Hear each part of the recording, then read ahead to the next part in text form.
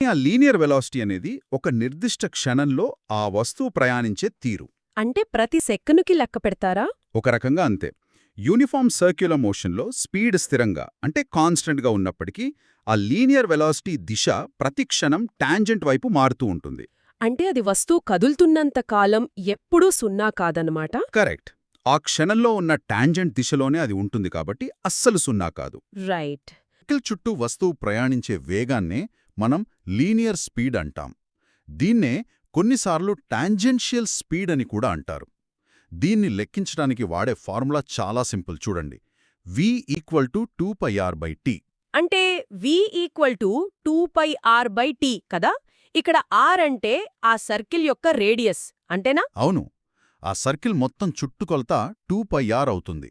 ఆ మొత్తం చుట్టుకొలతను ఒక పూర్తి రౌండ్ వేయడానికి తీసుకున్న సమయంతో అంటే ఆ టైం పీరియడ్తో భాగిస్తే మనకు ఈ లీనియర్ స్పీడ్ వస్తుంది. ఒక్క నిమిషం, ఇక్కడ ఒక విషయం క్లియర్ చేసుకుందాం. ఇదంతా వింటుంటే మనం ఆ ట్రాక్ మీద భౌతికంగా ఎంత దూరం పరిగెత్తాము అనేది ఈ లీనియర్ స్పీడ్కి సంబంధించిన విషయంలాగా అనిపిస్తోంది.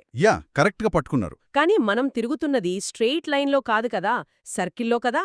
అంటే సెంటర్ నుంచి చూస్తే మనం ఉండే యాంగిల్ కూడా ఎప్పటికప్పుడు మారుతూ ఉంటోంది కదా. మరి దాన్నెలా లెక్క కడతారు?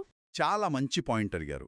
ట్రాక్ మీద వేసే అడుగులు లేదా కవర్ చేసే దూరం లీనియర్ స్పీడ్ని సూచిస్తే, సెంటర్ నుంచి చూసినప్పుడు మీరు చేసే కోణాన్ని లేదా యాంగిల్ని యాంగులర్ డిస్ప్లేస్మెంట్ అంటారు. ఓహో, యాంగులర్ డిస్ప్లేస్మెంట్. అవును.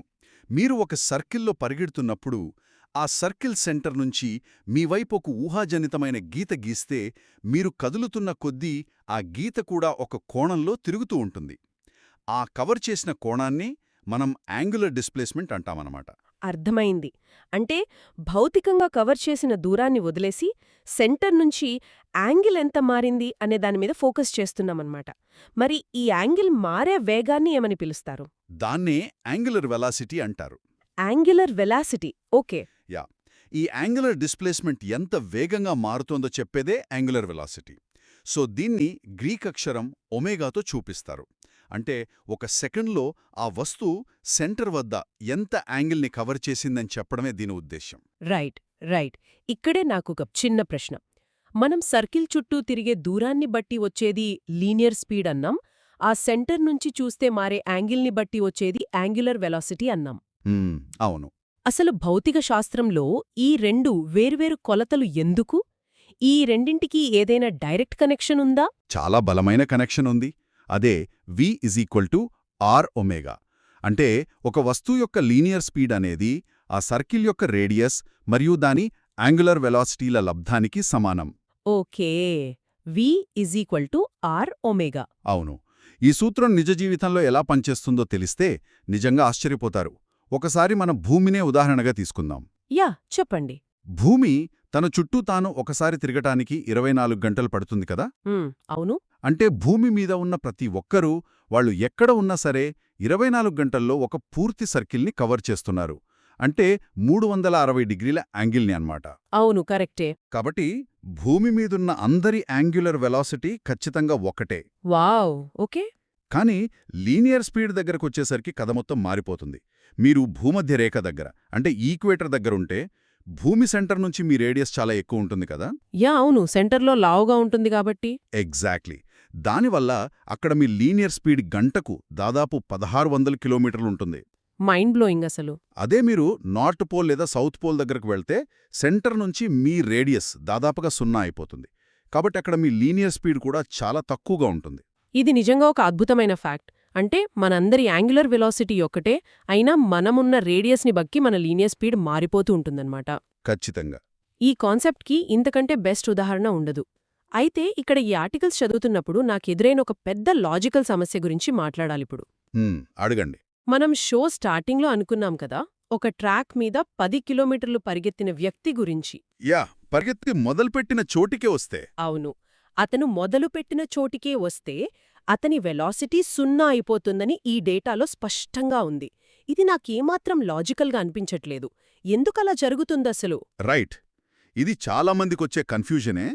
ఈ కన్ఫ్యూజన్ పోవాలంటే మనం ఒక 2 పదాల మధ్య ఉన్న డిఫరెన్స్ని చాలా స్పష్టంగా అర్థం చేసుకోవాలి.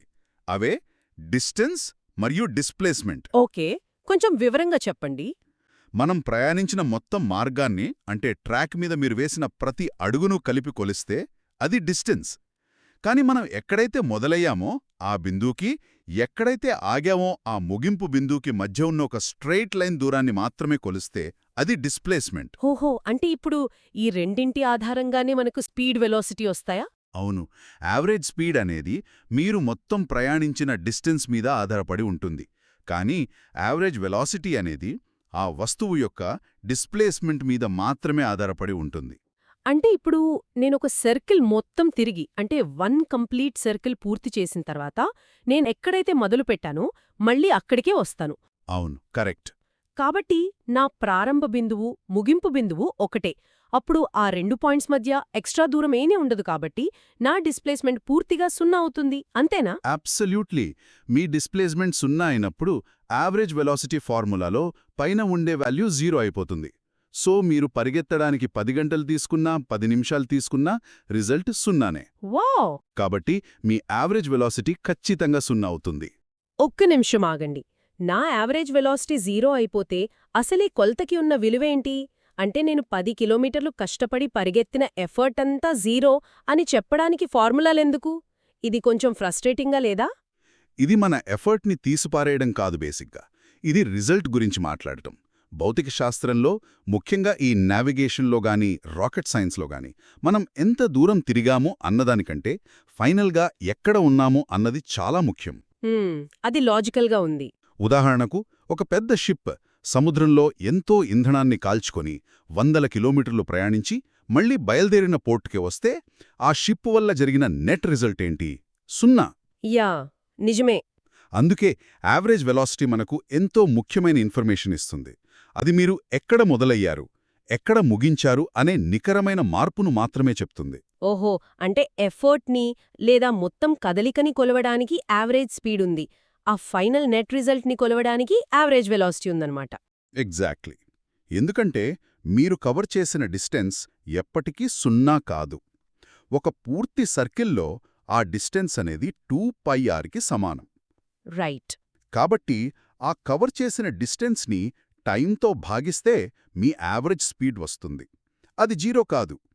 మీరు ఎంత ఫాస్ట్గా ఆ సర్కిల్ని చుట్టొచ్చారు అనేది యావరేజ్ స్పీడ్ చెప్తే, అసలు మీ స్థానం ఎంత మారింది అనేది యావరేజ్ వెలాసిటీ చెప్తుంది.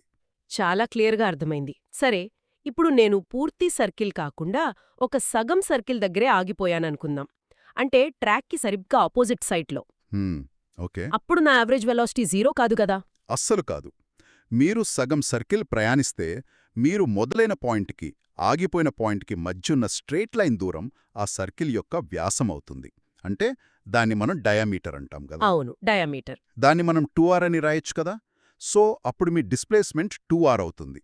ఆ 2rని మీకు పట్టిన టైంతో భాగిస్తే మీ యావరేజ్ వెలాసిటీ వస్తుంది. అది ఖచ్చితంగా 0 కాదు. సూపర్.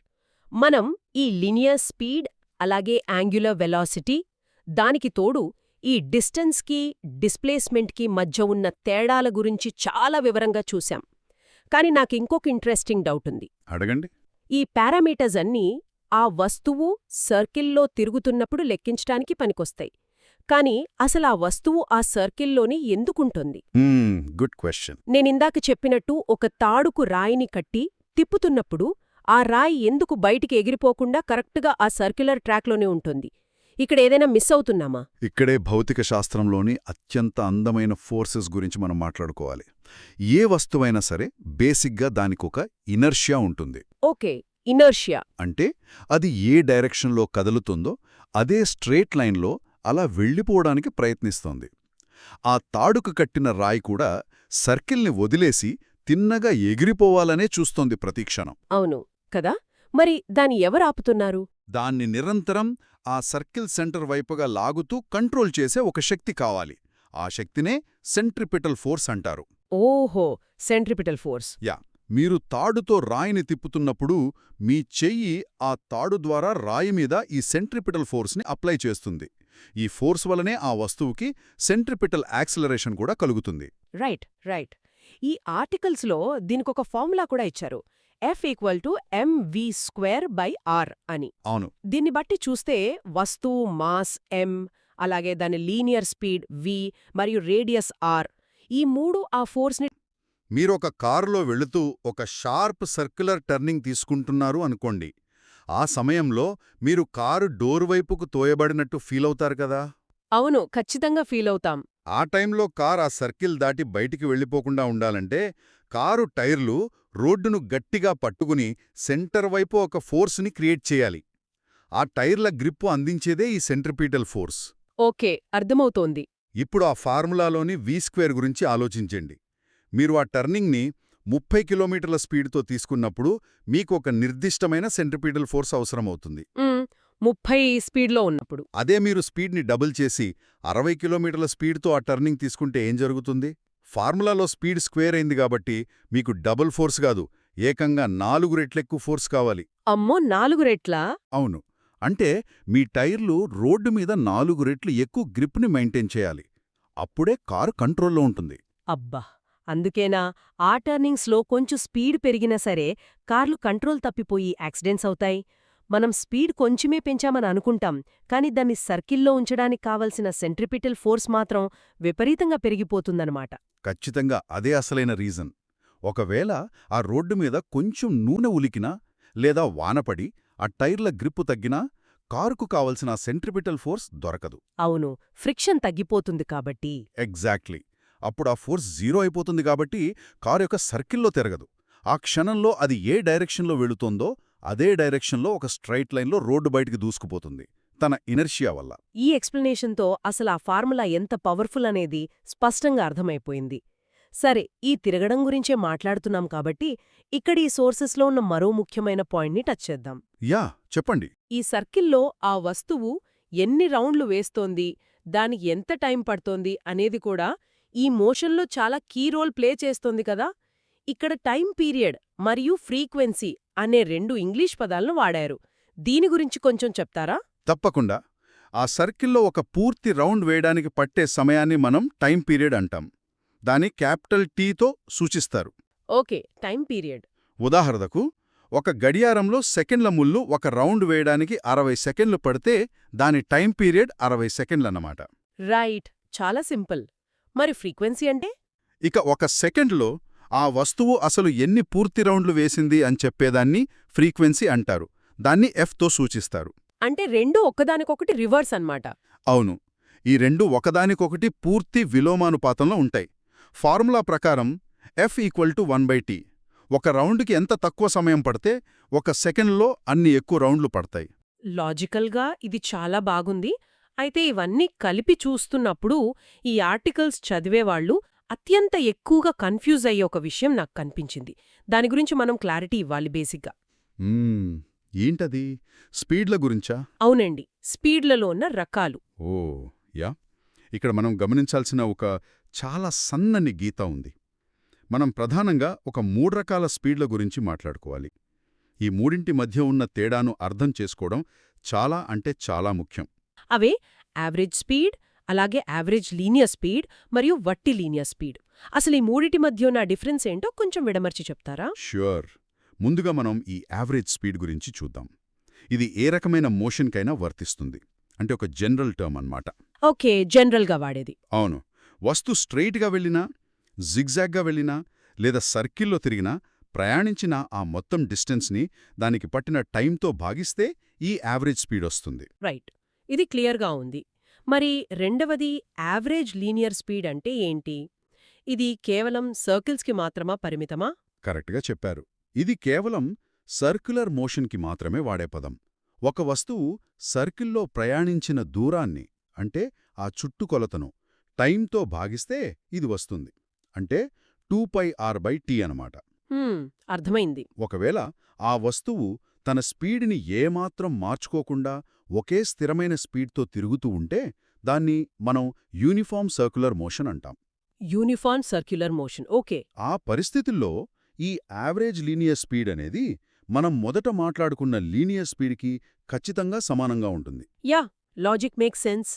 మరి ఇక మూడవది కేవలం లీనియర్ స్పీడ్ అంటే? ఇది ఆ ప్రయాణంలో ఏదైనా ఒక నిర్దిష్టమైన క్షణంలో ఆ వస్తువు ఎంత స్పీడ్తో ప్రయాణిస్తుంది అని చెప్పేది. అంటే ఎట్ ఏ మూమెంట్ అంటాం కదా, అలాగా. ఎగ్జాక్ట్లీ. ఇదెప్పుడూ ఆ సర్కిల్కి టాంజెంట్ దిశలోనే ఉంటుంది. అంటే మనం ఇందాక మాట్లాడుకున్నట్టు కారు టర్నింగ్ తీసుకుంటున్నప్పుడు కరెక్ట్గా ఆ క్షణంలో స్పీడోమీటర్ చూపించే స్పీడ్ అన్నమాట. ఓహో, పాయింట్ నోటెడ్. ఇక్కడింకో విషయం, ఒక కదిలే వస్తువుకి ఈ లీనియర్ స్పీడ్ గానీ లేదా మనం మాట్లాడుకున్న యావరేజ్ స్పీడ్ గానీ ఎప్పటికీ సున్నా కావు. వస్తువు కదులుతోంది అంటే వాటికి ఖచ్చితంగా ఒక వాల్యూ ఉంటుంది. అంటే ఒక పూర్తి రౌండ్ తర్వాత సున్నా అయ్యే అవకాశమున్న ఒకే ఒక్క పారామీటర్ యావరేజ్ వెలాసిటీ మాత్రమేనన్నమాట. అవును, అక్షరాల అంతే. అద్భుతం. అసలు ప్రతి కాన్సెప్ట్ని చాలా ప్రాక్టికల్గా అర్థమయ్యేలా విశ్లేషించాం మనం. సో ఈ ఎనాలిసిస్ మొత్తాన్ని ఒక్కసారి సమ్మరైజ్ చేసుకుందాం. తప్పకుండా. మనం సర్క్యులర్ మోషన్ గురించి చాలా విషయాలు చూశాం.